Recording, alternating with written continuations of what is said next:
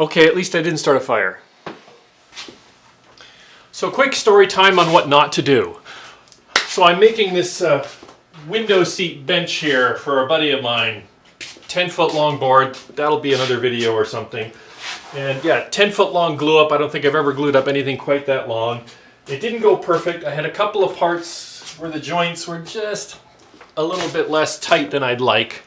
And so yeah, there's various things you can do. You can try the sawdust and glue or other thing. I thought I'd mix in some epoxy and run some epoxy in. Now, I have this West epoxy, and I also have like 5-minute epoxy. The 5-minute epoxy I thought it's going to be too quick, and to really get it to run in. And the problem with both of them is that they can be a bit on the thick side. Now, a tip that I picked up somewhere online ages ago was that you can just heat these for a really short time in the microwave, and then they'll be a little bit runnier, so they'll go in into the crack. And so I thought I'm going to do the same thing. So I pumped out a little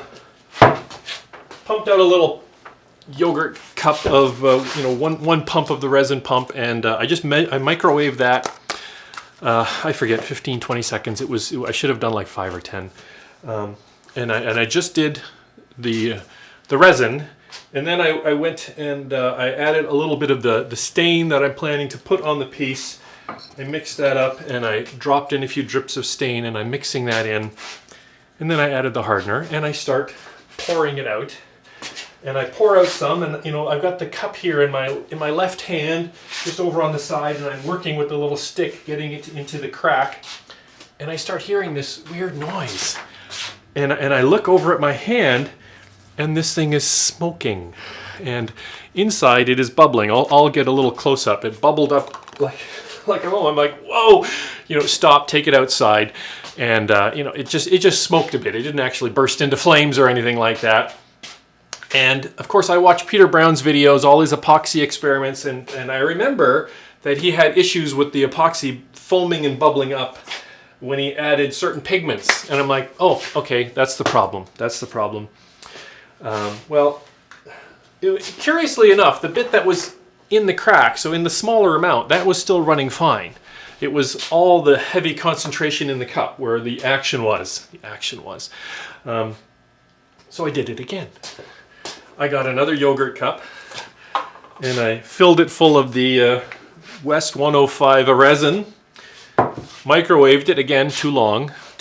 I've since read the instructions about how much temperature is in curing, and again, should read the instructions first. This is just a story about what happened and what you shouldn't do. This is not a plea for help or anything. Back to the story. Took the cup up, microwaved it. This time, did not add any stain to it. Just put in the hardener, mix it up, pouring it over the rest of the crack, and it does it again. Foams it up like crazy. Here, let's get the focus on this. I'll do a close-up of this. Cut to some B-roll. Foams up like crazy. Again, up the stairs to the backyard where it has, since been curing.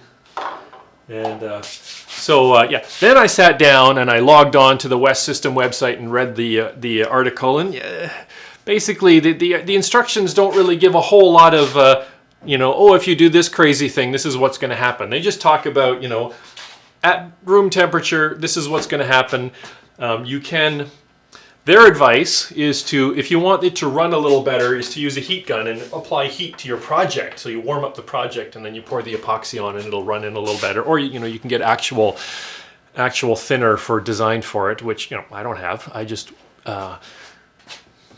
I've done this before with the 5-minute epoxy, just a little touch in the microwave, or, you could drop it in a bottle of hot water to get it to warm up, and that makes it run a little bit better. Anyways, that was my little bit of excitement for today, and, in the interests of full disclosure of people who screw up in the shop, shouldn't have done that. Should not have done that.